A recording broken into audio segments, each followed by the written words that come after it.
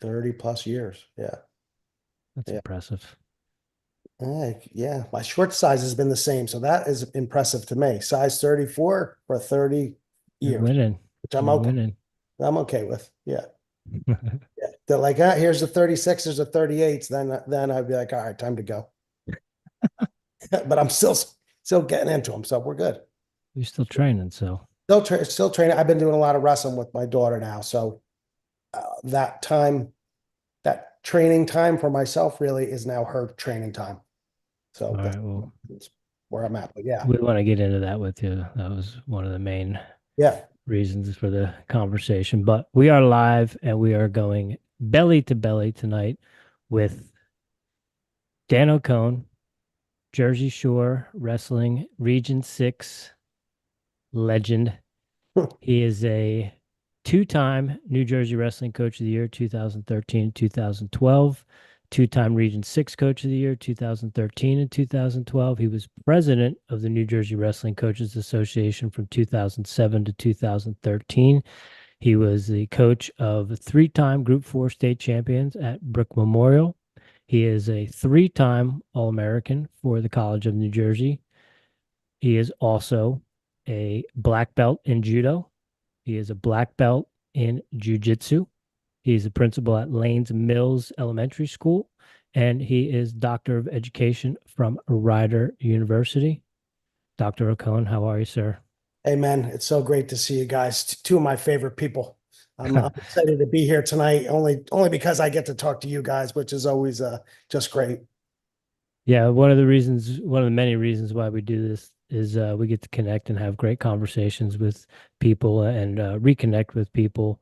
You know, as we were talking before we got online, you have these connections throughout time with different people, and you become lifelong friends with them. And that's one of our through lines with you is I was a rising freshman in high school.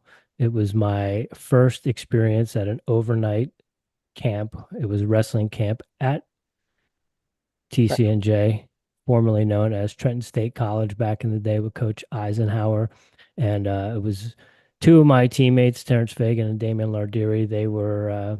I thought I was going to be rooming with Damian Lardiri. And then when Terrence showed up, they had Damian and Terrence in the same room. And I was like, well, who's going to be, there's another guy from Point Pleasant you're rooming with. And I was like, I don't know who's coming. And lo and behold, Dan, Yeah. you showed up and you kicked our butts for 5 days.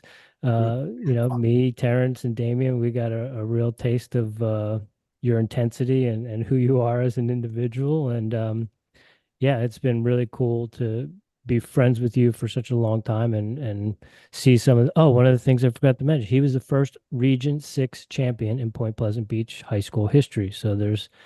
there's that to go along with that. I think So friendship, for me personally is just seeing you and all of, the things you do and your brother, obviously, because I followed him. I actually coached against your brother when he was in high school. Unfortunately, those things happen. You coach against your friends and your friends' friends and wins and losses. And for me, seeing how successful you guys are, it to me that's the greatest thing about wrestling, at least. You make those connections and even though you move apart, I'm seeing you in social media. I have been following you guys and just seeing all the awesome people that you've been interviewing and speaking to. And to me, it warms my heart to see my friends be successful and do things that they want to do. So, those are the good things about this whole thing. yeah, absolutely. We're honored to chat with you tonight. Dan, probably the most important thing we're going to ask you, and I'm pretty sure I probably know the answer to this, but I'm going to ask you anyway. We ask all of our New Jersey residents and guests this question. Is it pork roll or Taylor ham? Pork roll, pork roll. Taylor Ham is the brand, right? Pork roll has to be. Matt Riga, one of our guys, a friend of ours, has a little place and he makes pork roll, egg, and cheeses. And we usually have all these people coming in and his mom who works there will look right at me and she'll look at whoever the customers are and be like, "Don't say Taylor Ham in front of that guy," because I'll be like, "Come on, it's pork roll. It's pork roll. It's what it is." Absolutely. I'm down here in Greenville now, and we have It's called Jersey Bagel Brothers, and they have, their menu and everything. And I went in there the other day on last Sunday to grab something after my trail run, and they had it right on the board, Taylor ham. So I went up and I ordered, and I said, I'll have a pork roll, egg and cheese, and they got my order right. So They look at you they from know. like half an eye, like closed eye, or They were yeah. from North Jersey, so Oh, we get well, that. yeah. North Jersey, there's a spot right in there where they're like Taylor ham. That Yeah, doesn't really make any sense to me, but I to guess each their own. to each their own. Yeah, yeah. Yeah, yeah. It seems like all the Ivy League coaches are all North Jersey guys. So when we have them on here, we're always like, "All right, it's good talking to Hey, you." okay, guys, you're gonna call it Taylor ham. You're out. You're out. And another question we have, kind of in the same realm, but we see you like to go to Mueller's. What's the go-to when you go to Mueller's? I just go straight donut, straight chocolate donut. Yeah, I mean Muller's. I try to get the teachers every 2 weeks. I go to Muller's for the staff. I like them getting into school. I like them coming to school. Muller's kind of, excites them to come in on a Friday. So I get an assortment. Nothing filled though. Don't want anything getting on the teachers, right? So nothing filled, but I go chocolate. I'm away. Get one and eat that before I get to school. And Muller's, you boys know, is the best. Really is Yeah, good. that's one of my favorite things to do when I'm home is get up early and go for a run and you head down Bridge Avenue going towards East Avenue and you kind of get that aroma of Mother's Bakery early in the morning. It just warms your soul. Yeah, that's the good stuff.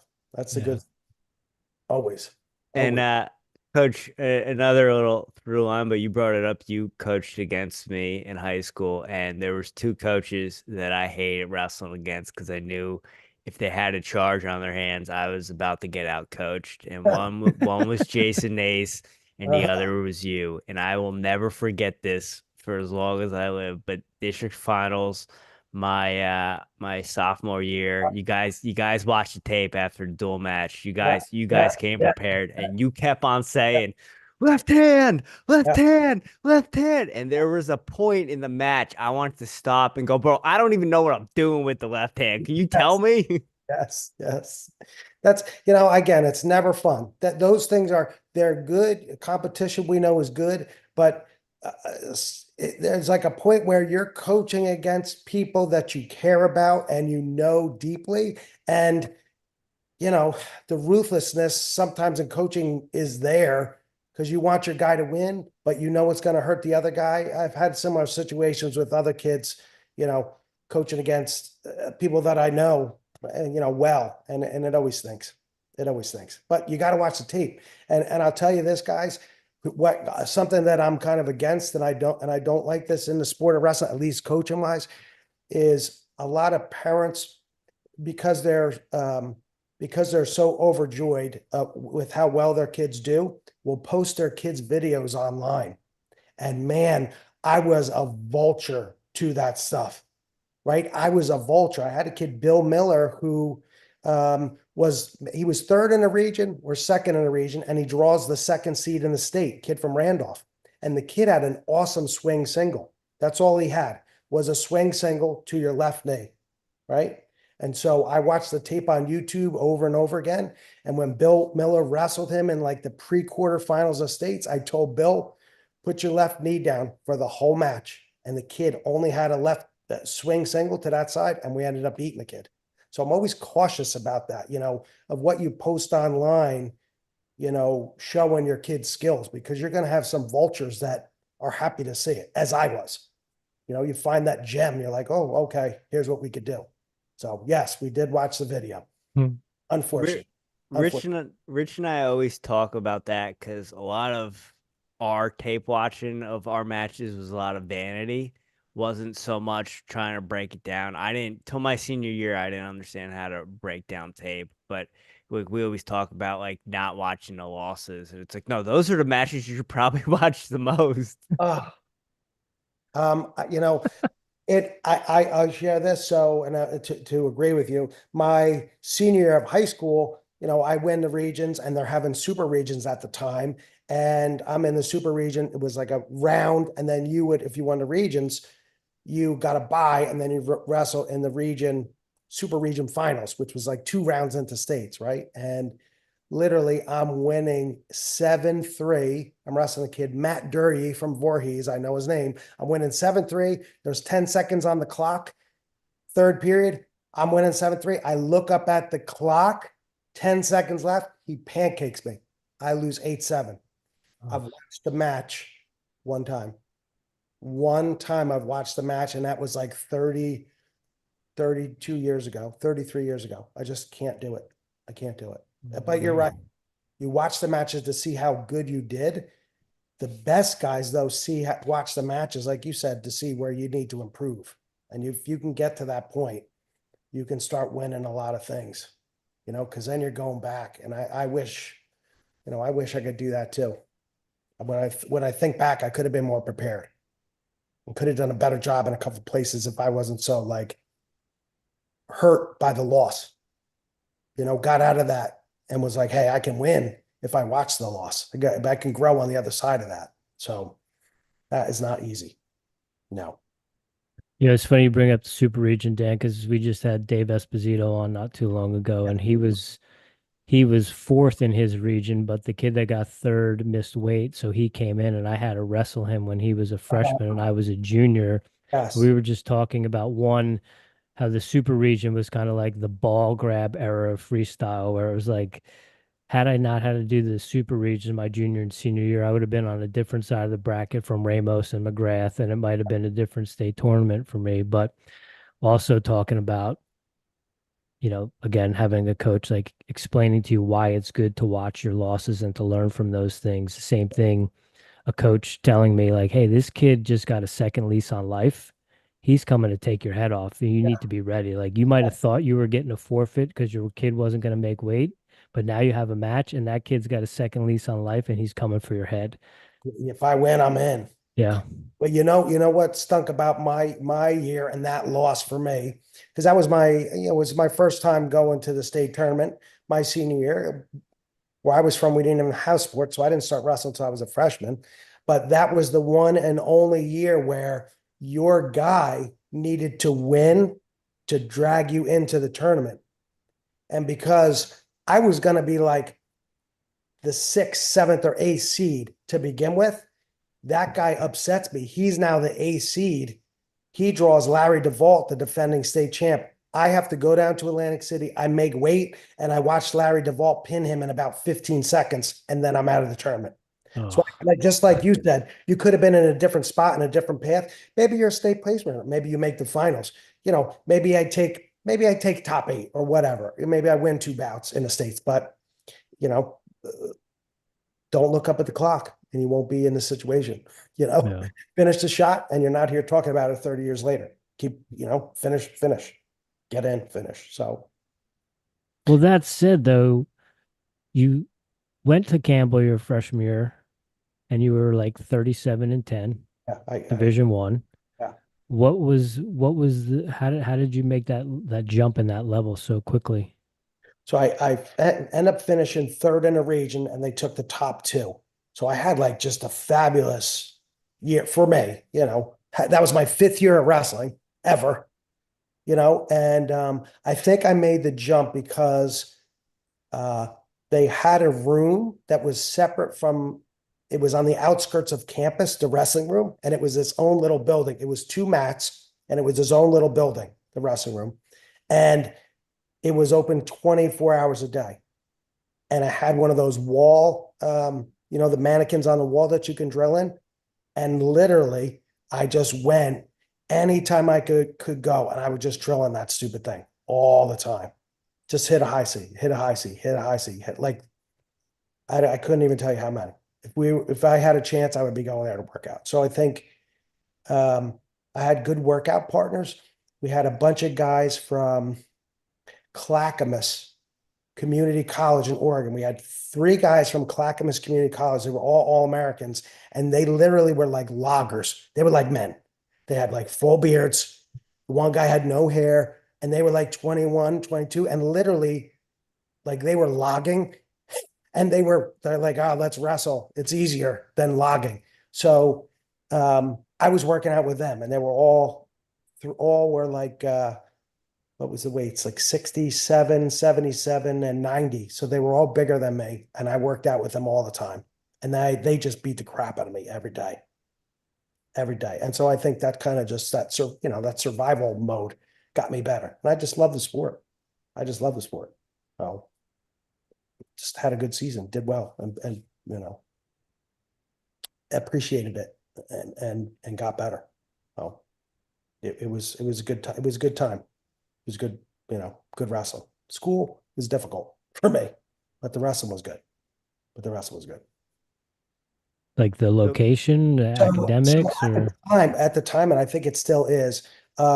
They were like a Baptist or Protestant school, something like that. And so the campus at the time was divided. It was the men's dorm, the women's dorm, and then in the middle was the campus. And there was no, like, you couldn't be in the girls' dorms, the girls couldn't be in your dorms. So the only time you saw intermingled with anybody was when you went to, eat. That was it. And so it was really just a separate place. I had to take a course on religion, and I'm Catholic, and it's okay with the Protestant religion, and I'm fine with that. But just taking that class, and it was like a fire and brimstone class, and I was like, oh, am I really that bad? Like, I'm gonna burn. So it was a unique place. It was a unique place at the time. And he offered me a full ride for the next 3 years. Like he said, here's a contract, I'm off your full ride. It was actually 4 years. And I said no. I wanted to actually transfer to NC State. My parents, not really being educated in college or going to college, didn't know anything about the NCAA rules. And he told me he would only release me west of the Mississippi. And I'm like, I'm from New Jersey, guy. Like, this is about as far south as I want to go in anything. And so, I knew you could go down a division and not lose years, but I didn't know you could redshirt. You could go and redshirt and not lose years. So when I came back home, I contacted Coach Eisenhower, and he was like, we would love to take you, and got me in the school. And that's kind of how I ended up going to Trenton State, because I did like some of the other schools, and it ended up being a blessing completely because of just, everything, the luck that I've had. So. Coach, so you bring up Trenton State. Now, my first memory, because I'm 11 years younger than Rich, was I saw you on NJN. It was after the Nationals, and the team was on there because you guys, and I'll let you get into it, you guys had rescued someone on the side of the road between rounds or something like that at the NCAA tournament. And I'll never forget my dad, get in here, Dan Ocone's on television, Dan Ocone's on television. And that is my first memory of you. Yeah. Yeah. We were coming back from like the pre-quarters. And I guess in Ohio, you can be 16 and have your driver's license. So this young 16-year-old kid pulled over to let his friend out at his house. And when he pulled over, another driver was coming home from work and actually fell asleep at the wheel and hit this kid from behind and ejected the one kid out of the car window. And the two other kids were like laying on the road. So my parents were behind me. So we all got out of the vehicle and started first we checked the one poor kid, and he had passed. So we doubled back and started doing CPR and compressions on one of the other two victims of the accident. And half of the guys I were with, one of them was Adam Angelosi, who's actually superintendent of Point Barrow. He was in there. And, we just started giving breaths and trying to resuscitate these two kids that were still alive. So that was like in between rounds. So we never even made it back to our room to shower, take a nap, relax, decompress. Literally, we got on the bus. I think we went back for like 15 minutes and went back to the quarters and kept wrestling. So they ended up, like, the Senate recognized us, I think, for, heroic actions. And it was tough because the house we were in front of was the kid's house who passed away, and the mother was standing outside. So we're on their lawn, cars crushed, mother seeing her son who's just expired because he went through the front windshield, like on their lawn as we're, trying to bring these other two kids back. So it was like mind blown, and then you're like, okay, and you're going to go wrestle. And we're like, wrestle, this kid's dead.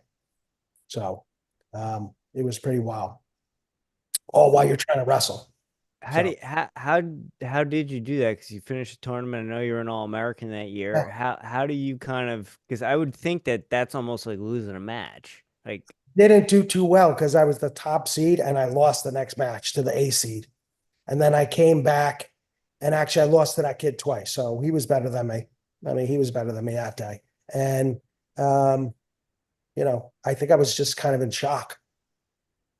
For the rest of the next 2 days, I still think I was just kind of in shock. Not an excuse for me losing. Not an excuse. That kid was better than me that day. But, you just try to, in anything, you just try to do what you could do. I guess compartmentalize it the best that you can and move on.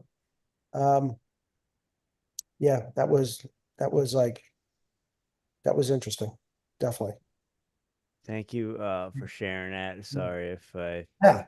brought back anything, but that was like you were a superhero when I saw that when I was however old. I know that guy. That's my brother's roommate. That's what my dad said. Richie room with this kid at Trend. We went to the beach. So 3-time All-American. You had a very successful freshman year, Division I. What do you say to a kid who region champ, doesn't reach your goals, coming from a small school, but there's still gas in the tank? Well, what's your advice? Because everyone thinks, if you don't get it done in high school, it's going to be hard to get it done in college. But you obviously got it done in college. I had the kid, Justin Borowski, who did the same thing. Region champ, Point Beach, lost around a place in states, had beaten that kid 2 times in the districts and regions, and went to Del Val and took a 6th.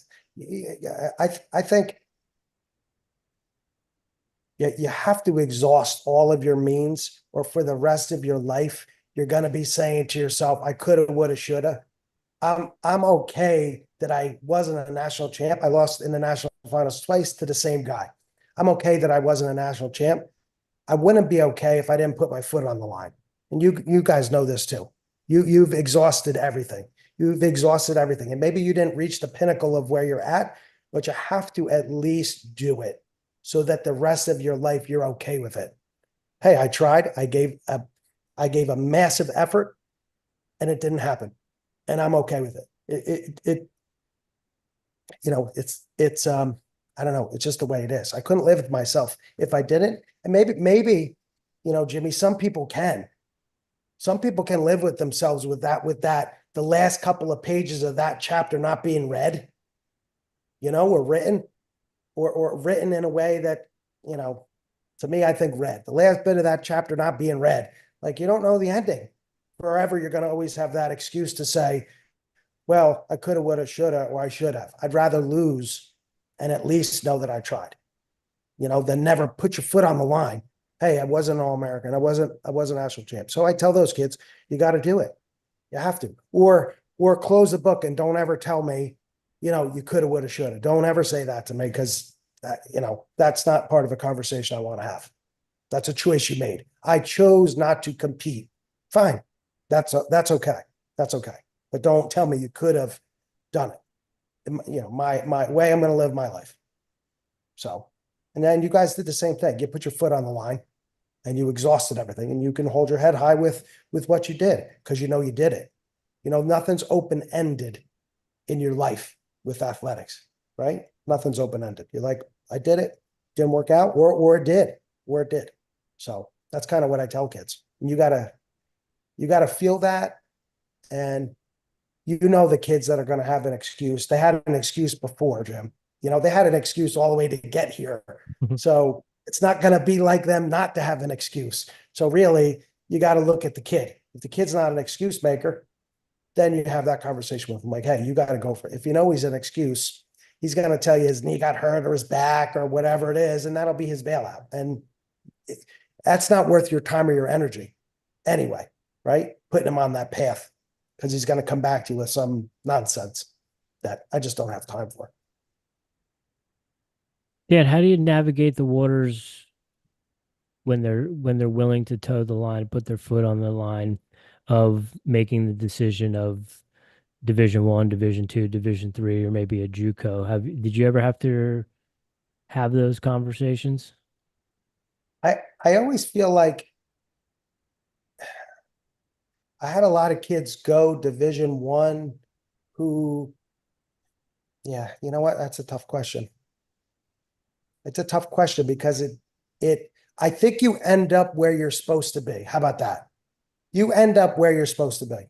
I use Joe Gione for an example. Joe Gione, good kid, has a very successful wrestling club, Silver State, I believe it's in Nevada, and wonderful kid, placed twice for me at 103, 106. And Joe went to Lock Haven and was very good at Lock Haven. He was in a backup role because I believe he had a guy who was a national finalist in front of him. The guy Noto was the guy who started in front of him. And so his senior year, he's like, well, I'm not going to beat Noto. And he ends up transferring to Elizabeth and takes a fourth or a sixth. And, he put his foot on the line and he did what he could do. And he knew, hey, I wasn't going to beat that kid. I still want to wrestle. I want to try to reach my goals of being an All-American. And I just think you find your way there, wherever it is. If you end up staying and being a backup, and you're okay with that, and you know what you are, and you're okay inside, that's okay too. You guys might remember Jeff Gauthier. Yeah. So he stayed at Ohio State all 4 years, but he was Randleman's backup. Randleman was a national runner-up and then a two-time national champ. Like Gauthier probably goes to D1 nationals once or twice anywhere else, but he was okay staying there. And I think kids need to just understand that and navigate it and not, I don't know. It's the passion of it. You have to be passionate about it and it can't just be a thing. I want to wrestle D1 because it's a thing, because you won't last in the room. Right. It can't just be a thing. You'll be done in a year because it's brutal. Everyone's good. Everyone's good. Everyone is out for blood every single minute of practice, not even matches. Of practice. Everyone wants to fight to the death, so I think you just find your way there. You find wherever you're supposed to be. And they'll know right off the bat, they want to be a D1 guy, and they'll know when they get there, the other recruits they're looking at, or when they step into the room, or the practices or the energy, they're going to figure that out right away. And they're going to know whether they should be there or not. And I don't just mean the skill set. You guys know what I'm talking about. It's the mentality of it. You just have to be mentally tough and enjoy every bit of like what a lot of people would consider misery. You just have to live in it, man. This is the greatest thing ever. Getting my butt kicked every day is terrific. I can't wait to go back and do it tomorrow and not score any points. This is fabulous. So, it's a mindset just as much as a calling, but difficult conversation. Yeah. You bring up an interesting point talking about enjoying the misery of it. And Jimmy and I have this conversation and we talk to some of the other Jersey guys about it. Like, I feel like, and maybe it was just because of being at Point Borough, we had Jason Nace. Yeah. But it seemed like the kids that were on the team hated wrestling. And I don't know if that was the case at Point Beach and you were an outlier as well too. But you mentioned Jeff, shout out to Gut Wrench Wrestling Club and going to summer tournaments and doing those sorts of things. I love the grind. I love getting in there. I love going to practice. Whether it was track practice, cross country practice, or wrestling practice, eighth period, I'm like writing down splits or getting things for practice ready. And I couldn't, and I see it now more days where kids they talk passionately about wrestling, like a Bo Bassett or some of these other kids, how much they love wrestling. Yanni D. Did you experience that when you were coming up? Were you like an outlier and just dealing with kids that hated it? Yeah, when I think back, so my senior, and this, I'm going to come back around to what I think is the point, and maybe you'll see it too. I don't know. So I think my senior year, I wrestled 152. I came into this season 154. So I was so on weight And my body fat was so low that cutting weight was never my priority of practice. And I think for a lot of kids, at least when you and I wrestled, and probably your brother too, and Jimmy might even have been the end of it, because I'm trying to remember when hydration came into effect. Jim, were you there for hydration? 04. Yeah, I think, I hope that's kind of like changed it a little bit for wrestling. I hope. And so my thought, when I think back, Rich, yeah, people were miserable because most of our days were spent trying to manage our weight. Like the guys are in, we're wearing all the crap. We're in practice. We're managing the weight to like suck major weight, not like a pound or two. Like people are sucking like 10 pounds. You could wear a sauna suit then. You could, you're like spitting in a cup with Gatorade gum all day. Like, no, I don't think anybody does that anymore. I don't think they do at all. Like at least after I became an administrator, was an assistant principal, never did I see a kid with a Gatorade bottle spitting into it all day. I think that part is gone in wrestling, and I hope it's made it better. I hope it's made people enjoy practice. But man, I loved practice. You know what happened to me my freshman year? I wanted to wrestle. I kind of knew that, but I went past the room, and I think they were having like open mats. Something was going on. And when I was an eighth grader, we went to the school and they were having open mats or something. And I remember like looking in there, and I said to my mom and dad, I'm like, you get to go, and like naively, I'm like, hey, mom, dad, you go in this room and you fight each other to the death, and you don't get in trouble for it. Like you get to beat each other up. Nothing happens to you. And they were like, that's that wrestling thing. I'm like, well, that's what I want to do next year. I'm like, you get to beat the crap out of each other, and it's okay. So I loved practice. I love practice as a coach. Like people love matches. I didn't care for matches. Matches to me were the culmination of what you did for those 2 hours, how you planned, how you practiced, what you got out of it, how you found whatever that kid's. See, wrestling is great. I start getting excited because, I get to find a kid who I get to find exactly what he loves to do for me, right? And I let him practice that over and over again, and he thinks that's fun. Say he likes the duck under guy. Some coaches, they're real militant in their practices. These are the only things you can do. Let's take your brother. Let's take Jimmy. Do you imagine if I'm telling Jimmy, you're not allowed to scramble, right? You're not allowed to roll. You're not Then allowed. You would be Dave Kirk. Yeah, you're not allowed to get your butt up in the air and get your head under his leg and to roll, because now I'm taking away Jim's power, because there's joy in his face when he does that. And I know the most dangerous part about him is when I let him go and do that. See, but as a coach, Jimmy and we need to practice that, right? We need to practice that, because my job is to get the most out of Jim. And I know to do that is to let him almost to be like artistic in a sense, to let him open up and do the things in wrestling that gives him joy. And I know that gives him joy because he loves that, to scramble on my butt, on it, my head's up, your head's up, and then he comes up on top. He's like, crap. Okay. Right? I know that.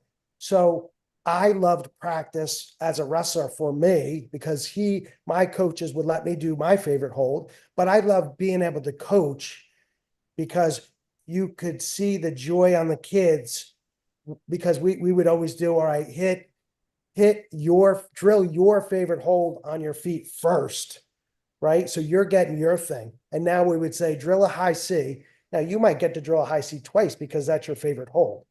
And I say drill a high C, right? And then we're going to go single, double. But my guys always got the chance to express and to refine what they were good at. So I love practice personally. I love practice as a coach because I love all those things, and then top bottom, same thing.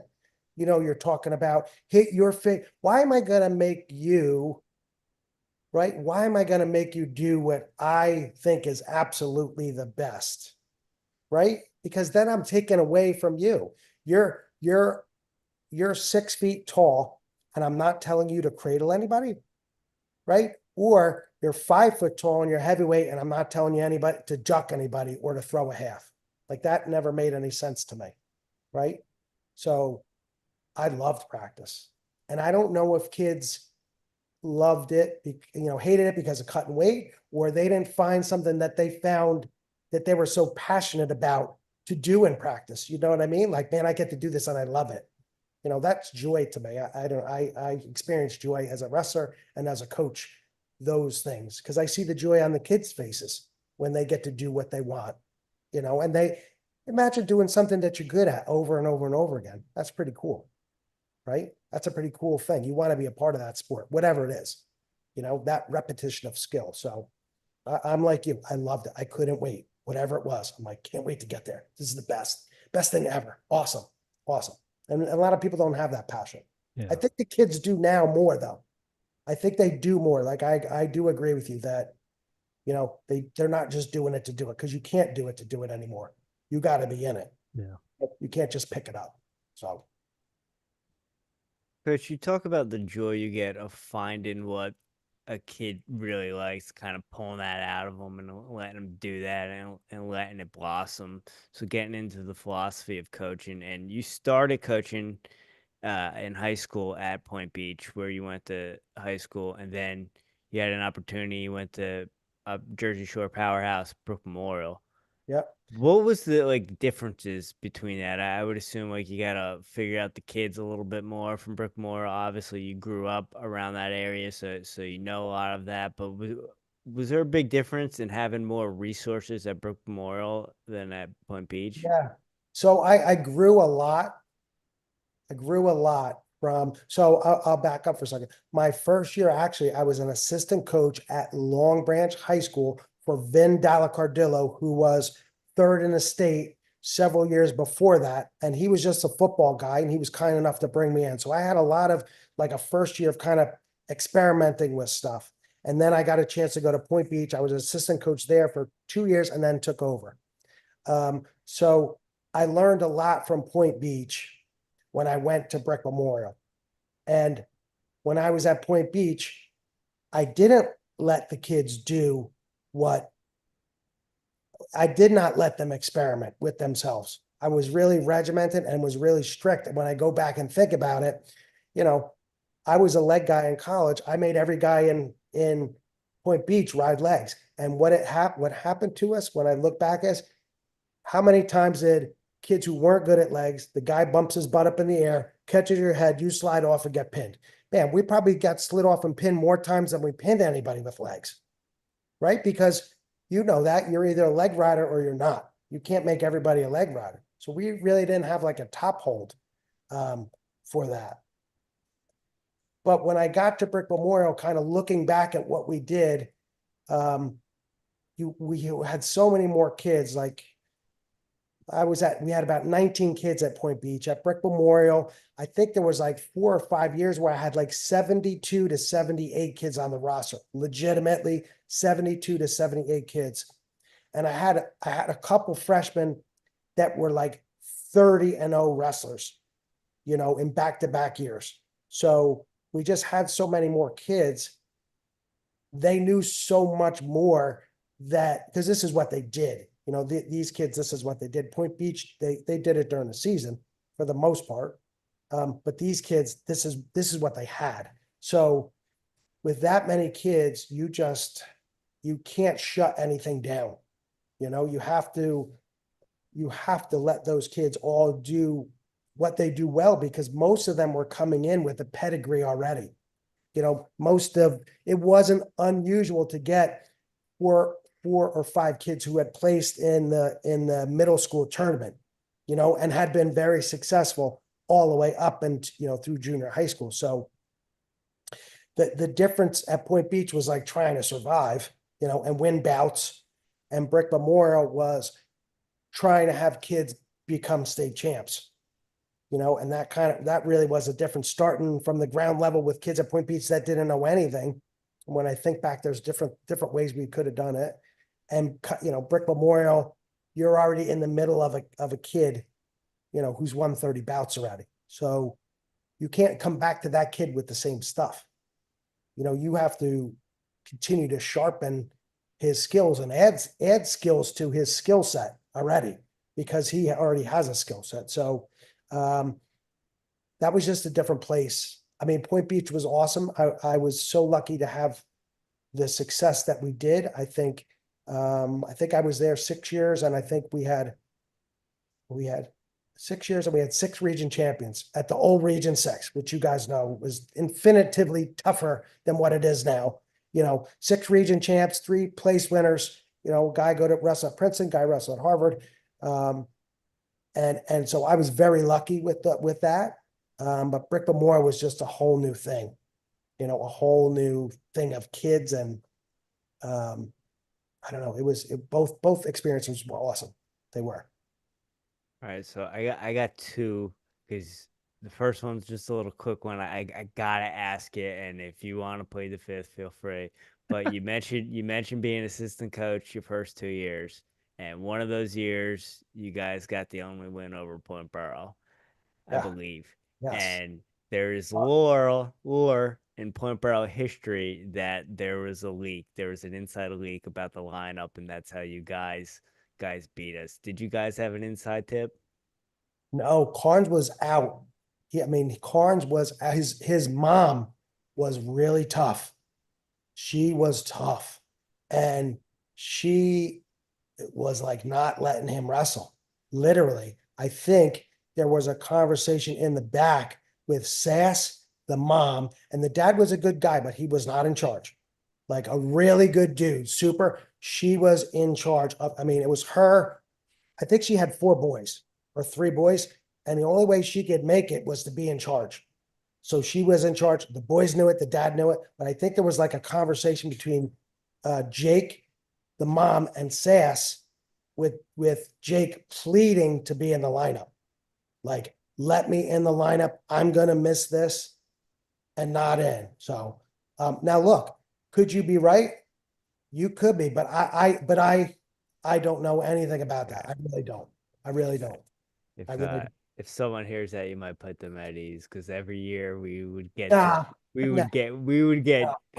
you don't say anything to anyone about our lineup, and you look at certain people. Oh, I know you talk like he's. There was this whole story, but we won't get into it. Neither time or place. Oh, but yeah, I could see that. But that never that never was told to me. It wasn't. And I'm super good friends with Kurt and he was there, and Kurt's never Kurt would say it to me, and I would say it here, and never has ever said it to me. Never. And Ankle Kim was no easy fix going up 2 weight classes. The kid weighed, Carnes weighed in at 60 and went up 2 weight classes, and Ankle Kim was a monster. He was, no easy shake. So, yeah, it was a wild night. That was a wild night for us. I was sitting at the beach because I wrestled for the rec program. We were sitting at the beach, and Jacobs was yelling at me because I was rooting for the beach. Punching on the arm, shut up. Yeah, that was a highlight for us. I always tell the kids, though, it's a super thing, but for us, and again, as I think back, and for us, we're going up to compete against people that are better. It's the truth. Year after year, we have more kids. The kids in the borough are tougher. They're training longer. They're just into it, and they're just better. Period. And I always say this: the borough is wrestling down to us, and so for us, I feel like we get more out of it because we're going up. You know what I mean? In terms of the training portion, it's a great crosstown rivalry, all those things. But now in hindsight, if I was coaching at the beach, I wouldn't care about it. I would do it. I wouldn't care about it. Here's why. My goal at the beach would be to be group champions. Not to beat the borough, not to beat anybody. It's to beat group champions. And I'll share this with you, right? So 2008, we win the overall group championship, right? And in Camden Catholic calls me up. The head coach, Boland, his name's Boland. He calls me up for the 2009 season and he goes, you got to get on the schedule with us. We got to wrestle good teams. You got to wrestle good teams. You need to wrestle us. You're going to be good. You know, you need to wrestle us in a dual meet, Camden Catholic. I go, Jerry, we didn't win our conference. We took third in our conference. We lost to Southern and we lost to Jackson. We didn't even win A South. I'm not worried about wrestling you and getting tough teams. I can't even win A South, right? Now, that year at the end, our last 5 matches, we beat Howell, Jackson, Phillipsburg, Southern. Those were our last 4 bouts. And each week, and I'm giving you some wrong numbers, but each time we beat them, that next team became the number 1 team in the state. And we beat them all. We ended up winning it and we finished third because we had losses. So to me, my goal, if I'm a head coach, is to be the number 1 team in the state and to be group champions. So whatever comes in between there, right? Whatever comes in between is fine. Us wrestling and competing against the borough hopefully makes us better. So that in the end, win or lose, so that in the end, we beat the teams we want to beat. That's my goal. Get the gold trophy. I want the gold trophy. So whatever's in our way to do it, that's what we want to do. I kind of tell the kids that was my motto. That was, how we did at Brickmore. The next year, 2009, we didn't win the conference that year either. And we beat those teams again to win the states, with one or two different teams in there. So I don't know. You want to do it. It's a big match. I love it. Does it get you better? Do you get something out of it? If the borough gets something out of it, they hit their holds better, they execute better, they beat the good kids, then it's worth it. Then it's worth it to me, right? But if you're not getting anything out of it, then the match isn't worth it. Any match, tell me what you got out of it and I'm good. And I'm good. So, but to your point, no story about anybody going up, but it was a good match. It was good. And you guys were great, man. Borough was great that year. They were great. I mean, I think they had 3 or 4 guys go to states. 3 placers that year, yeah. 3 state placers that year. Yeah. Plus the kid Engelkin. No, not Engelkin. Was it David O'Neill and Beverly and Kurt all played. Yeah. And then there was a kid who was like 4th in the region. Watson, Carone. Jay Watson. What was it? Watson. He was Carone was already out. He was like from Pennsylvania, but I Yeah. thought he went to states. I thought Carone went to states. He was already out, I believe. Yeah. I thought he went. I thought maybe it was Eamon O'Neill because he pinned Pfister. I thought maybe it was the year before that, or the next year. Somebody pinned Pfister. Maybe he did, but he didn't wrestle in districts that year. Carone. Okay. He had a lot of injuries. Yeah. He was tough. I mean, that was a good team. That was a good team. But Dan, you talk about that match and what it does for the town and how it gets everyone fired up, but you also talk about wrestling up, wrestling down, and much to my dismay, I was the 2 years of the 3, I think, that they had the super regions. The 4 years that I was in high school, we never wrestled Point Beach in a dual meet. Stop. Really? Yeah. I never wrestled a Point Borough guy other than Jay Nace. Really? After I took 4th in a district, we wrestled the Borough, I think 2 more years.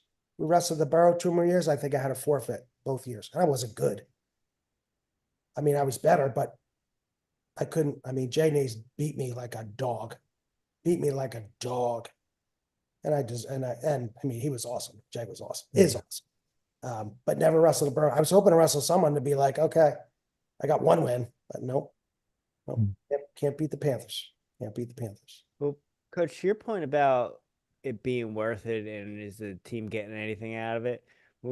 We had Joe Dubuque on. One of the first things he said when we told him where we were from, he says, Borough Beach match. That's one of the best rivals in the state. And I think that's it because, wrestling nationals, wrestling at states, going to Fargo, that match, regardless if you have competition in it or not, just that atmosphere, I think, is something cool for those kids to experience because a lot of them aren't going to have that kind of experience. And you and I both know any kid that wrestled in that match has a story about it, has a story about the crowd being crazy and getting to wrestle under that light or wrestle at the beach high school with all those people there. I don't disagree with you. I don't disagree with you. I think my question would be, if my goal is for the team to be state champs, what do I pull out of it that helps me get there? And if I can pull stuff out of it that helps me get there, I'm okay for it. Look, the beach wrestling, I think Point Beach gets more out of it. I do personally than the borough gets out of wrestling us, because we're not as good as you guys, and that's the truth. And I mean that. Just technically, we're not. I think we're like, hey, if we get a chance to keep it close with the borough, in my opinion, it's like maybe we could keep it close with a couple other good teams that we're going to see, in the sections, and we can pull one off. Like if we can come close to beating the borough, I think we're good enough to be a section champion. Like that's always my gauge to me. If we're within 10 points of the borough, we could win a section. So that's how I always play it in my mind when we're wrestling. We want to be group champions. We keep it within 10. Hey, if we beat the borough, we should be winning a section title. If we keep it within 10, we're darn close. Because I know the borough's winning a group 1 section title 700 years in a row. It's just the truth. It's just the truth. So yes, there's unbelievable stories out of all of it. For me, I want the focus, and the focus for me is always working backwards by design, right? Because I write our schedule. Our schedule and our practices are done backwards. I don't do it forwards. I've never scheduled anything forwards. I schedule everything backwards. And so it's always the trajectory may bring us up in the beginning, but then we come down and we're going to go easy and we build up to a point and then we come back down again. Even when I was at Brick Memorial, we had weekends where I knew we were going to win all 3 dual meets, but the purpose was to get our backup guys in and prepare them for the end of the season, because I'm going to need Jimmy to go up to 12, because I got to put a JV guy in it at 3 to win, and Jimmy wins up top. But I got to get that JV guy ready. So the design for those weekends were to get those backups in as many times as we need to get there. So I'm always, the design is the goal, and the goal is being a state champ, state championship team. So we're thinking backwards. Where the borough is, that to me is for everybody way up here. You want the adrenaline's there. You want to be firing all cylinders, and then, where do you taper off and then come back up to get ready? So I do see the benefits of it. And it is damn exciting. It is damn exciting. I haven't been to a borough match in a while. I probably haven't been to a borough beach match probably like 10, 15 years. My daughter's wrestling now. She'll be at the high school. So I'll be like sitting there somewhere. You know what I don't like, boys? I don't like what the fans say about the kids on either side. And it It upsets gets personal. I don't care if they're talking about borough kids or talking about beach kids. I don't like what parents say about any kids, because I know how hard the kids work to get there. Both kids. I still go to a Shore Thing and I still coach at Shore Thing, and there's beach kids and there's borough kids there, and I coach every kid. And I see the kids there working out every night. And when I'm sitting in the stands and some parent from the opposition, right, or the team that I'm with is saying disparaging things about a 14-year-old kid, right? I don't like it. That's why I don't go to matches. And when I do, I try to sit by myself, because I don't want to hear anything about anybody's kid for either team. If you don't know what you're talking about, be quiet, because the kid's busting his butt. He's getting dogged not because he's not good, because the other kid's like a 2-time state champ, right? And he's just outgunned. That's what it is. So I don't want to hear, I just don't like that from people. So that's why I don't like going to borough. They're going to start talking about either kid, and I know how hard they work. He doesn't want to get pinned. The other kid's better than him, and there's nowhere to sit and hide from people in the gym. So I'm like, but I might end up having to be there this year. So we'll see. Well, let's get into it. What's it like being a wrestling dad of a girl wrestler? It's really interesting. It's really interesting, man. It's really interesting. Now, look, she's a fabulous kid. She cheerlead. So she was coming, she was around the sport. She was coming forever. And we started playing judo at Sure Thing with Andy Ruggiero. So she played judo for about 6 years, and she liked that. And sixth grade, she came to me, she said, Dad, I want to go out for wrestling at Antrim. And I said, nope, you're going to go out for cheerleading because all your friends are cheerleading. And she cheerleaded. And at the end of the year, she's like, Dad, this stinks. I hate it. I want to go out for wrestling. And I was like, all right, fine. So I let her go out. So, she enjoys it. She is on top of it. We go to Vinny's. She absolutely loves Vinny, because he's, we love Vinny and I love Vinny. He's just great. He cares for the kids. He wants to see the kids do well. And I was fortunate enough to coach both of his sons in rec. So when they were finishing up the rec, I was a rec coach in brick. So, Cecilia's there and he's so kind to her. And, it's interesting. It's tough. It's very, very tough because you and I, you guys know, you probably could talk about it all the time. I could talk about wrestling probably all of the time. And so I really try only to talk about wrestling when I'm at Vinny's or in the car ride to Vinny's. Otherwise, I try not to talk about it because, man, I could just do it the whole time. Be like, look, your hand just has to be up and you got to get your head in and lift the leg up and cut across. You got to put that leg up. And she'll be like, Dad, we're at dinner right now, out to eat with Mom. Can we talk about something else? Like, yes, fine. But you need to get your head in and get this on that stuff. So it's interesting. And the wins and losses, I don't really care about as long as she's given the effort, and she does. And it puts it in it doesn't put it in a different perspective because I just want her to get better. And that's the only thing we talk about is getting better. She has her own goals. She wants to do her own thing. But she wants to get better, and she's kind of taken herself there. She wrestled in the middle school states, which is like becoming a big thing. I never knew about I knew about the middle school states, but what I mean is I didn't know it was like a big thing, and I guess now it's like a really big thing. So we went to middle school states, and she wrestled in middle school states, and she placed in middle school states. But then the next day, this was like an all-day Saturday event. The next day, she gets up and she's dressed in all of her wrestling stuff, and she's like, okay, we got to go. I'm like, where are we going? She's like, well, we got to go to Vinny's. We got practice at 10. I'm like, okay, we're going. I would have gave her the day off if she said, okay, she wrestled a bunch of matches. She did well. I would have been okay with it. And she wanted to go. So I was like, go, and right now I'm basically running Friday nights, just a free practice for girls only, no smelly boys allowed. And, it's growing. You see it all over. You see it a lot in New Jersey, and I'm sure in other places it's getting big. So, we're having fun and she's enjoying it. And, I'm hoping maybe one day she can get down to states in Atlantic City and win one more match than me. That's all. Just do one more match than me and be better than me. And it shouldn't be that hard to do. So get down and win one, and I would be happy because, that would be cool. So we're having fun.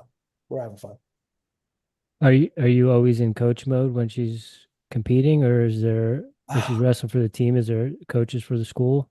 So I was the volunteer assistant at Antrim the last 2 years. Okay. The head coach was gracious enough to allow me to do all the coaching. Did the paperwork and he did the other stuff. And I'll be a volunteer at Point Beach next year. And hopefully they'll let me do some of the coaching there for the kids. And I'll share this with you guys, and you'll appreciate this. My thing was always like my high school coach, and then when I was coaching was right before you come on the mat, I shake your hand with my left hand and then I slap you with my right. I mean, that was my coach did it, and then I did it for every year that I coached. And so Cecilia gets ready to wrestle like her first match at Antrim, and before she goes out, we're talking about this, and she's like, Dad, can't we just do like a hug or something? Like a hug. I go, what did I get myself into here? Like a hug. She's like, yeah, we'll just hug each other. I'll give you a kiss on the cheek and then I'll run to the mat. I'm like, what is going on here? I used to be a warrior and now I'm hugging you on the mat. And then she had lost like a tough bout her junior year, or her second year, seventh grade year. And it was something I was telling her not to do. And I was like, look, don't touch that. You're going to burn yourself. But she did it. And I like, when your coach tells you about your technique and it's just the absolute wrong time for him to be telling you about what you did wrong in that match that you just lost, that you didn't do the thing that he told you, not to do. So I had her in the hallway. She's like crying. She's like, can't you just be my dad right now? Can't you just be my dad? And I'm like, oh my God. I'm like, okay, it's okay. It's fine. You're going to be okay. And like gave her a hug. And I'm like, what did I get myself into here? And I'm like, you got to have your head up when you reach up for that leg and drive across the corner. She says, can't you just be my dad? Be my dad. I'm like, okay, I'm sorry you lost. I'm sorry. We'll figure it out together. We're going to be okay. So yeah, it could be an interesting 4 years. It could be a real interesting 4 years. See what happens here. Well, I'm excited to follow the journey. Yeah. It's going to be interesting because as soon as she told me she was going to wrestle in high school, she's like, okay, I'm going to wrestle in high school. Like the next day, I went online. I printed out every region result for the last 3 years of the girls. I'm not kidding. I printed out every state result, every weight for the last 3 years. I got a binder. I put it in a binder. I got a pencil. Then I just started getting rid of all the kids that were seniors.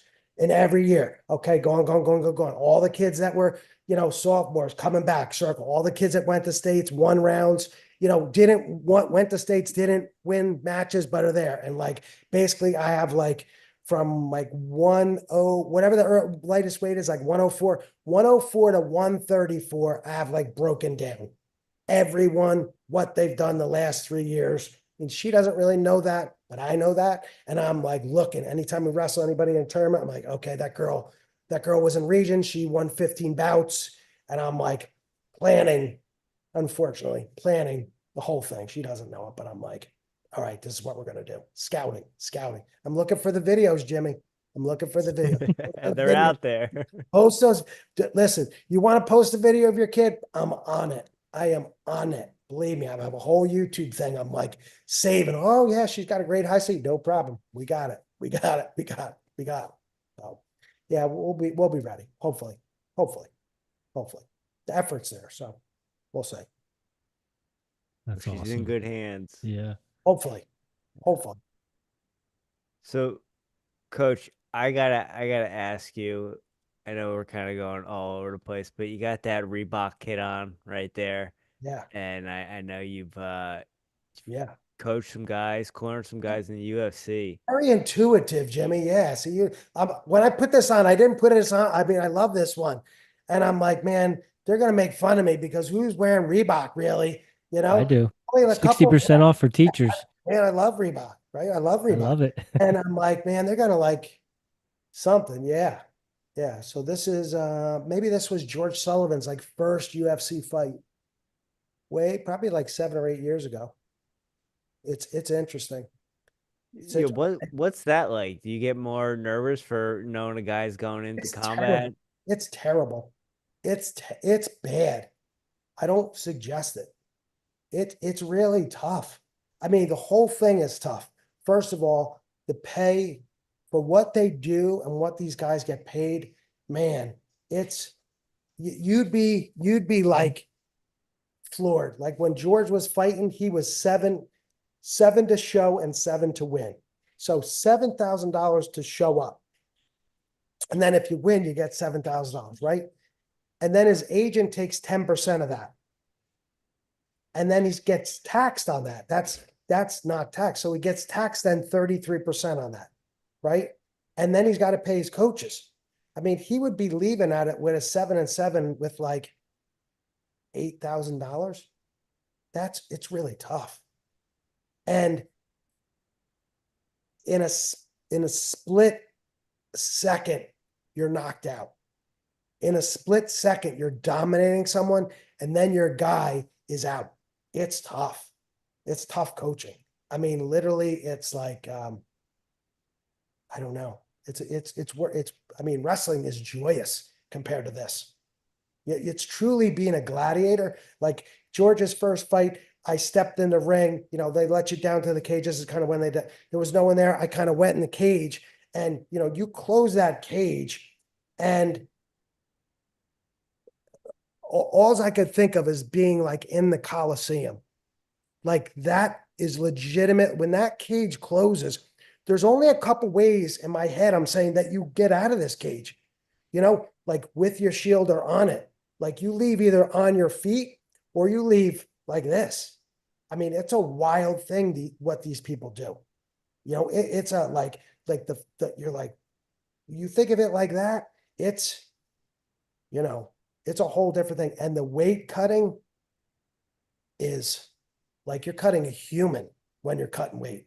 And most of these guys have it down to such a science where they're drinking, you guys, and sure you know about it, they're drinking like 2 gallons of water 2 days before they make weight, where my experience was just high school wrestling where you drink no water ever. You're never drinking water. These guys like super hydrate 2 days before, and then you have a suit and you're getting in the bathtub and they're using like Abilene and all this different type stuff to get down to weight. It's a whole different thing. And I don't know. It reminds me of like, this is crazy, but like, the intergalactic bar in Star Wars where you have the creatures from all over the place.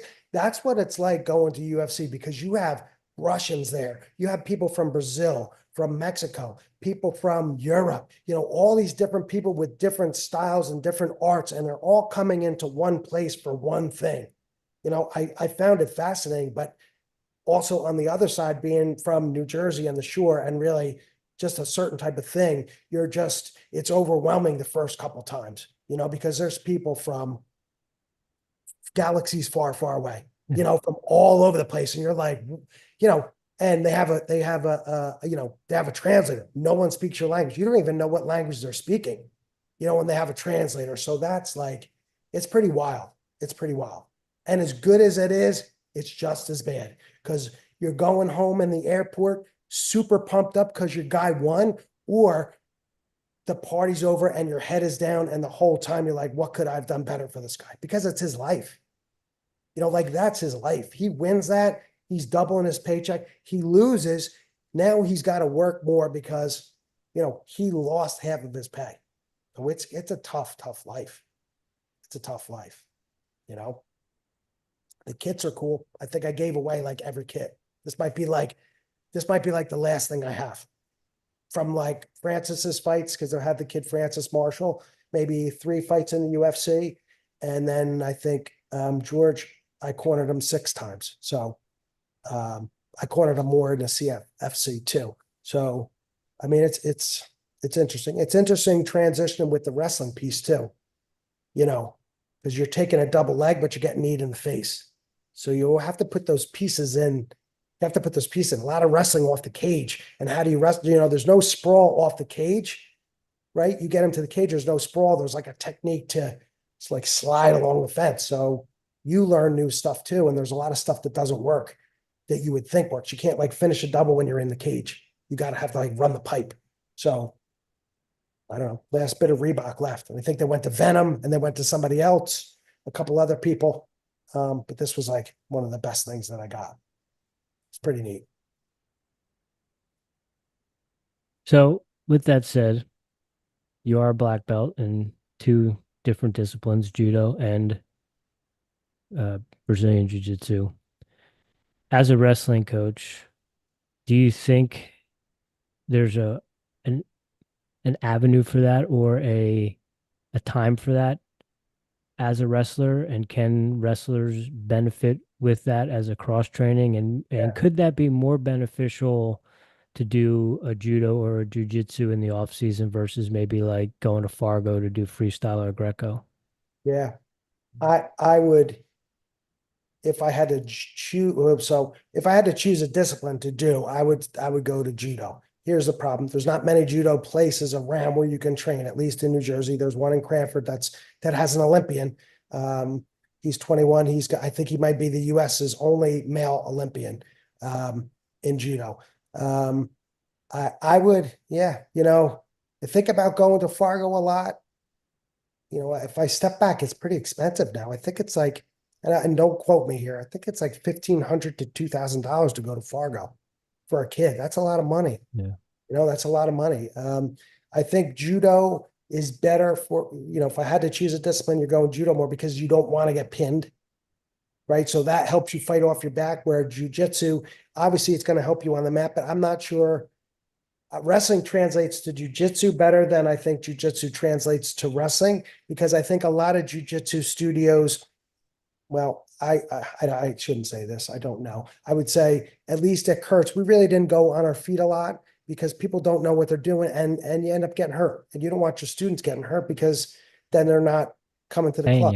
you. Yeah, they're not paying you. So I think a lot of times you tend to stay on the mat because it's easier and it's less stressful on your body. I think if you could get to a good judo place, they're teaching you how to fall, teaching you some throws that you can transition into wrestling. Cecilia played judo, and I was saying this, and every once in a while, she hits like a perfect Ippon Sayanagi out of nowhere, which is like your underarm spin out of nowhere. What people think is out of nowhere, but she knows how to do it well. So that translates into the sport. And I think it gives you a break from wrestling sometimes. Some kids need a break. And I think it allows you to bring another skill set into the sport that runs parallel. Judo runs parallel to wrestling, at least from the neutral position, Mm-hmm. right? It allows you to bring that skill set to the sport. And it's fun too. Everyone likes to see throws, and it makes you kind of dangerous. All of a sudden you're in on a leg and I'm chin whipping you. And you think, here you are in on a high C and you're going to finish, and I'm chin whipping you to your back. And you're like, what just happened? I had a perfect high C and I'm getting pinned now. So it adds another skill set to it. And I try to like Steve Amako is wonderful. If you watch any of his stuff, his foot sweeps are so beautiful. It looks like it's fake. It almost looks like it's choreographed sometimes, because he just catches the guy just so like gently on his feet as he's moving, that he's putting the guy right to his back or transitioning, getting behind him. I try to put a foot sweep into everything that we're doing because it's there all the time. So I appreciate that sport. I do. I think that's a good thing for kids to do. If you can find a good place that could show you how to throw, maybe go no gi and throw your no gi in judo. I think that's something that definitely will benefit you somewhere. Yeah. Coach, I got one more for you before the Final Four. I know we're keeping you all night, but I love it. it's a great conversation. I'm lucky. I'm like, this is great. This is great. So we talked at the beginning of the podcast, TCNJ, College in New Jersey, when you were there, was a powerhouse. I feel like people were probably going there over some of the Division I schools in the state. What was so special about it in the 90s? Well, so here's the secret. Kenny Harrison wrestled 2 years at East Stroudsburg. He was a two-time All-American, but he wrestled 2 years at East Stroudsburg. Anton Atterbury was a prep national champ at Blair, right? Anthony Vitola wrestled a year at Ryder. Dan Ocone wrestled a year at Campbell. Brian Unkert went to D1 Nationals twice for Bloomsburg. Vin Santanello went to D1 Nationals twice for Lockhaven, was a blood round twice, I believe. So 10 spots, 6 guys were D1 guys. 4 guys, came into the program. So I think at the time he was getting a lot of transfers. It was such a good place. Ice's roommate was a guy named Tom Scully. And Tom Scully was a national champ at Lehigh, but he also was the president or the vice president of Adidas Wrestling. So my years, there was 3 teams in the country that when Adidas came back into the fold, they came out with the black shoes. They were black with silver, right? Like Adidas announced that they were going to come back, not announced, but they were coming back like into wrestling strong. And they came out with, it was an all black wrestling shoe. It had a little green in it. The soles were green and the sides were silver, right? There was 3 teams in the country that had those shoes 1 year before they came out. Nebraska, Oklahoma State, and Trenton State. Those were the 3 teams. And when we showed up for Mets, which was a national qualifier, with shoes that weren't even in magazines. 10 pairs of shoes that weren't in magazines, decked out in Adidas. People were like, this is unbelievable. Like, we got so much stuff from Adidas, bags, 2 pairs of running shoes, jackets, tops, bottoms. It was like whatever Oklahoma and Nebraska got, we got. So, I mean, it was unbelievable. I would get a note not to go to class from ICE because we would be going away for the weekend. We would go and wrestle like upstate New England. It would be on his letterhead because he'd been there so long and won so many national championships as a coach. He would give us a note, and it wasn't like a cop out. We were responsible for the work, but we got a note to miss class for the 2 days. You know, like Friday we'd travel or Thursday we'd leave, and we would get a note. He will be traveling with the wrestling team. He's responsible to do the work, but he won't be there Thursday and Friday. So I would be like, here's my note. I'm out. Right. So it was just, ICE was just amazing in every way. He told you how it was. He told you what you needed to do, good or bad, whether you liked it, you know, but he was another guy who, wrestling wise, he never shut anybody down. You know, again, I learned a lot from him. Whatever your thing was, he needed to find someone that could make that thing better. I couldn't tell you. I don't think the whole team did like one thing the same. Like, we didn't do one thing the same because he found guys to make you better in whatever you were at, right? But we had so many guys on the team that were so good, you know, D1 guys, like literally D1 guys, that the practice room was just like death. It was tough. It was just tough. You know, Johnny Johnson was a Trenton State guy, but he beat like 3 or 4 D1 guys in his career, you know? So he was just as good as the rest of us. And that would be like, the Ironman would be like me, Anthony Vitola, and Brian Unker. You know, who was the worst guy out of all of us? You know, Unker went to nationals twice. Vitola was a bad dude and wrestled at Ryder, and me. Like, there was no like take a break guy. You know what I mean? Like, you'd be like, all right, I'm going to take a break on Jimmy's going to take a break on me, and then Rich and Jim will kill each other, and then Rich will take a break on me. No, it was like death every time. So I think at the time, Rutgers wasn't as good as it was. You know, Ryder was good. You know, they were good my couple years there, but Rutgers wasn't good. So really, we were getting a lot of those kids who were state place winners. We're like, well, Rutgers isn't what it could be yet. You know, and we were getting those kids if they didn't go to Ryder. And, you know, and college was only $10,000 to go there. That was room, board, books, everything. The whole year, soup to nuts was 10 grand. So at the time, it really wasn't that much. You went out of state, you were probably paying more, right? You went out of state to a Pennsylvania school, you might pay 15. So it was affordable. And it had a great phys ed program. A lot of guys wanted to be phys ed teachers. So, you know, it just was very, very attractive to many of us, you know, for the education piece, coming back and being a teacher. And we knew the wrestling was good. And, you know, it was good. It was so good. There was a guy, Eric Fagerman, couldn't break the lineup. He had gone to nationals 3 times at Trenton State. And his senior year, he could not break the lineup. He transferred to Del Val and took an 8th. Wow. Johnny Johnson took a 3rd.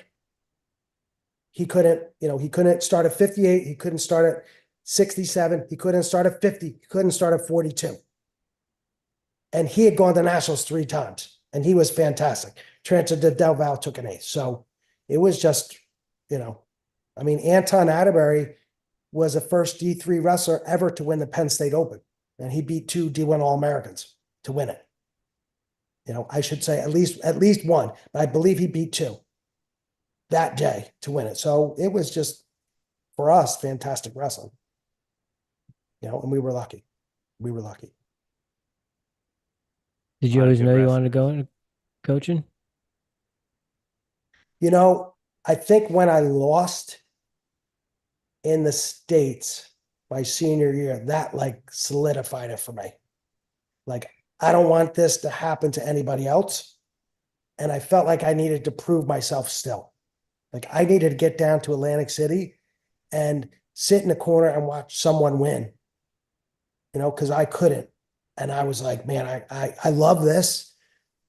I need to be a part of this. So yeah, like right then and there. And we had a really good, I wanted to be a history teacher like my high school coach, but I also loved our phys ed teacher, Mr. Fioretti, who had my parents in school, had me, and then I worked with him. So I kind of saw the life he led too. And I was like, well, this is pretty good. Like pretty good life. Get to coach and phys ed, those things were all, draws to me for the sport, Right on. it's good stuff. And you guys know that, Yeah. Well, great stuff tonight, Coach. Yeah. A lot of gold. Yeah, a lot of gold. Thank you. Final four, sir. We won't keep you any longer because we could talk Jersey wrestling all night. All night. Seriously.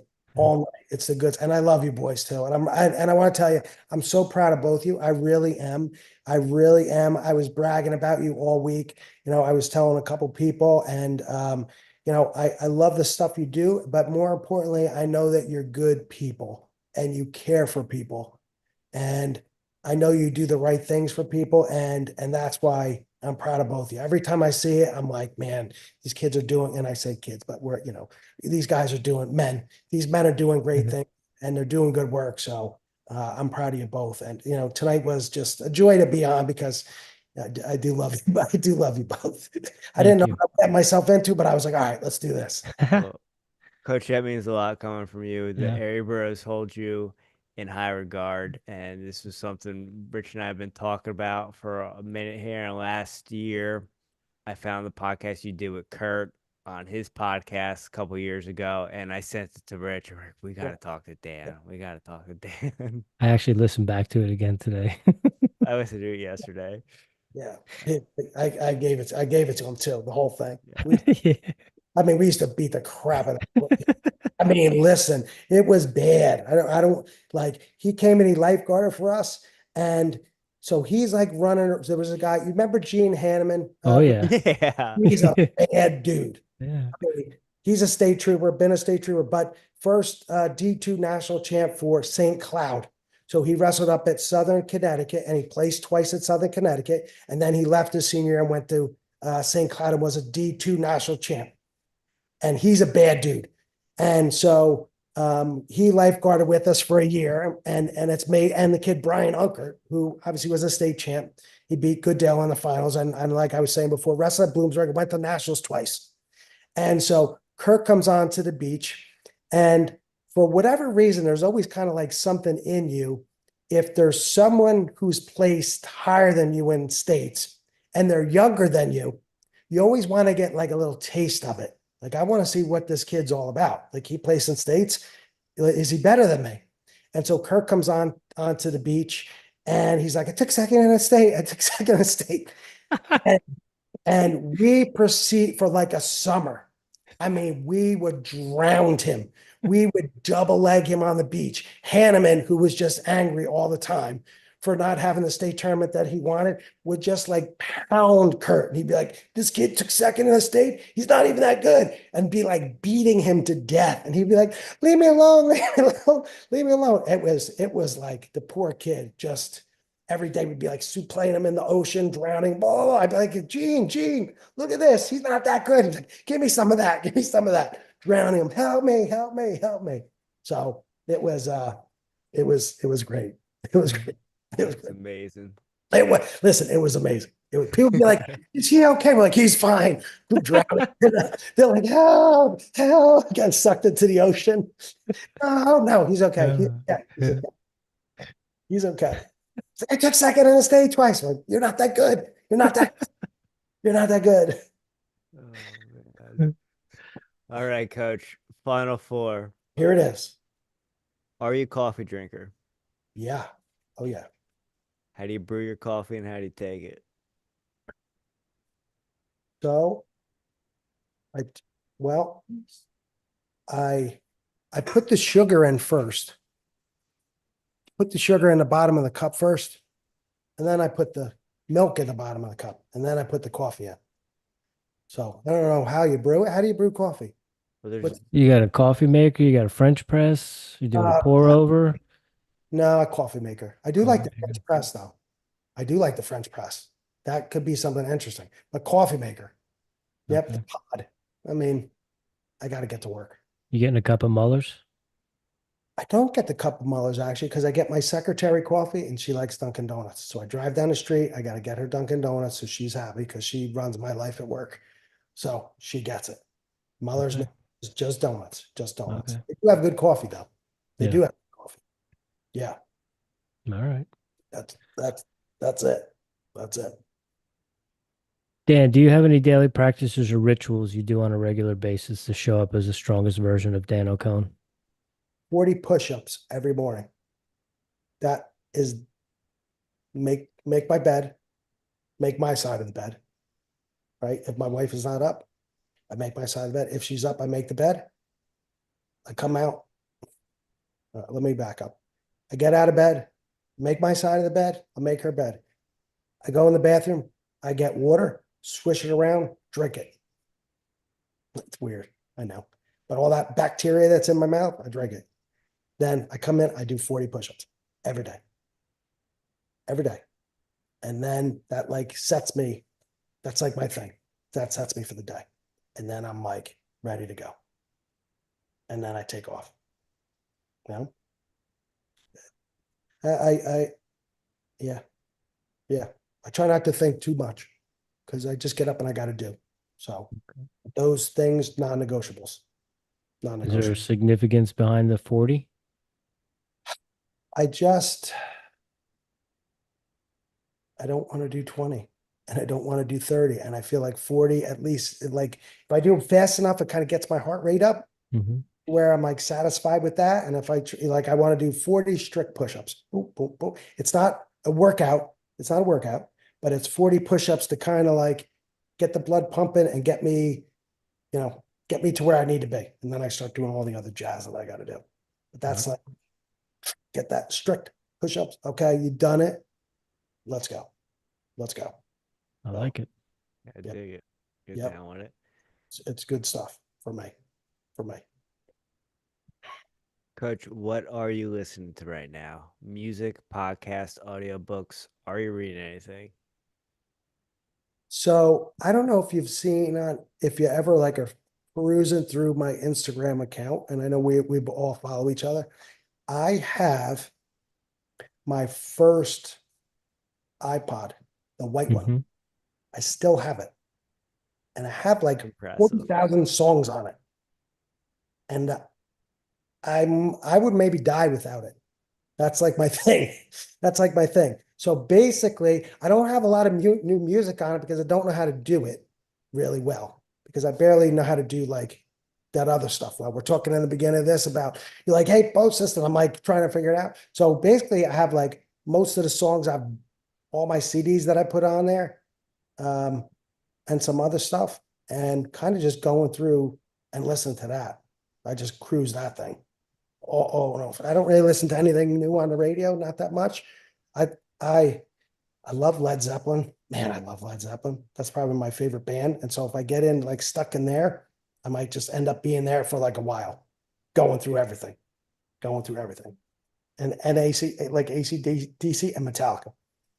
Those things. I try not to listen too much because you know kind of what happens if you start listening to AC/DC and Metallica, then you're like on the roof, like framing like you're like building a new section to your house, and you're like, how did I get here? Like, oh yes, I know how I got here. This is how I got here. Metallica. You're like, oh my God. Okay. So yes, that's about it. That's about it. Just cruise that thing. And that keeps me going. Have you ever heard of Greta Van Fleet? Oh yeah. Yeah. My daughter. So she's got like YouTube. She has like a playlist on YouTube that she'll make us when we drive to wrestling. She'll like play that. I'll be like, oh, that's pretty good. Yeah, they sound just like Led Zeppelin, actually. Yeah. Yeah. She's listen to this band, Dad. I'm like, oh, they're pretty good. So yes, I have heard of them, and Right on. are pretty darn good. They are. Awesome. Now, as an educator and a doctor with a couple degrees, do you read anything? Are you reading anything? What did I last read? My wife just got me a book on, you know who, Yeah, I haven't read anything this year. Here's what happened. When I finished my doctorate, which was like 2 or 3 years ago, basically I like have not read since. That's the truth. I Yeah. haven't read since because I was like, my brain is done. It is done. You get a terminal degree, and I should be reading to get better, but in all honesty, I haven't. Not because I just don't want to, just like, man, that's a lot. Took a lot out of you. Yeah, it took a lot of my reading out of me. Yeah. No, I think you only have so many books to read in your life. That took some of the books out of me. I'm like, I gotta read this. Oh man. Yeah. Yeah. So I haven't read anything lately. Okay. All right. Oh. Dan, last one I got for you. Do you have a guilty pleasure or guilty pleasures? Could be food, could be drink, maybe a cigar. You got a daughter? Are you a closet Swiftie? Yeah. You know what? Yeah, yeah.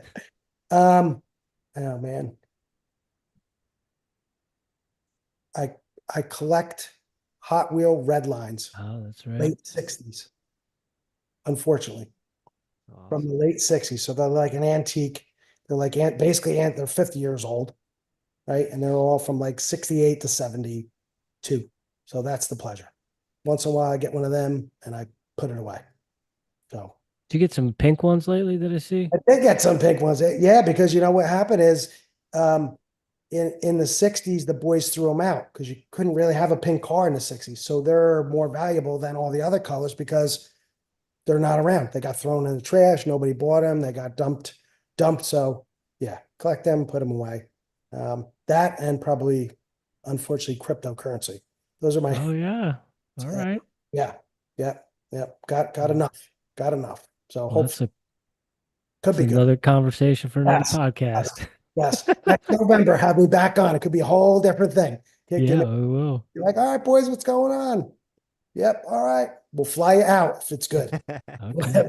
Remember that conversation we had last year? Yeah, here we are, boys. Let's do it. Let's do it. Do you ever connect with Dylan Palacio over some I have cryptocurrency and not. blockchain? Well, I keep wanting to say, man, where are you? I'll take you down for a Bitcoin. He keeps posting, take me down for a Bitcoin. I'd like to meet him, at least take a shot at it. Right? He's like, take me down for Bitcoin. No problem. No problem. I'll tussle. I might I not. want to see that I video. might not listen. I might not take him down, but there's always a chance. I got my money on Dan There's always Ocone. there's always a chance. There's always a chance, right? It Heck could yeah. happen. Hit him with a foot sweep. Yeah. You never listen. You never know. You never know. Well, Coach, we just hit the tip of the iceberg. We got into it, and as we're finishing this, it's like, oh, we didn't talk about that. We didn't talk about that, but had such a great time. Really enjoyed this conversation. Did not disappoint like we thought. Thank you so much for your time, sir. Men, thank you. Be well. I'm following you guys, and you guys are doing great things, like I said. So I appreciate you both. Appreciate you. We'll catch up. Good night.